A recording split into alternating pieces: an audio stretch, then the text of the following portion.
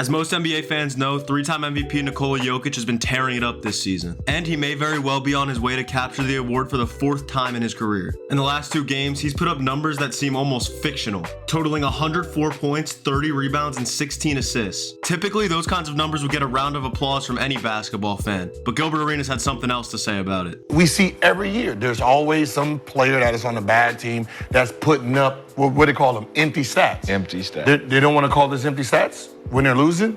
It just makes no sense. Following these 2 stellar performances, on Tuesday morning, Gilbert Arenas made a remark stating that Jokic put up empty stats on a losing team. And within this statement, there's 2 things that really stand out to me. One of them being that 12-10 in a stacked Western Conference is not a losing team. The second thing being that Jokic is putting up the absolute polar opposite of empty stats right now. And you would think a guy who put up empty stats for about his entire career would know what empty stats means. To push this point even further, if we want to take a deep dive into the stats, the Nuggets have an offensive rating of 123.9 when Jokic is on the court, whereas it's a laughable 94.9 without him on the court. The main problem for the Nuggets this year has been defense, which has absolutely nothing to do with what Gilbert Arenas mentioned. But to push an agenda like that this early in the season is insane, considering that Jokic has been putting up these kinds of numbers for the past 4 to 5 years, and he came out with a championship in one of those years. In my eyes, as long as Denver has Jokic, they are at least a playoff contender, which just that alone disproves Gilbert's point.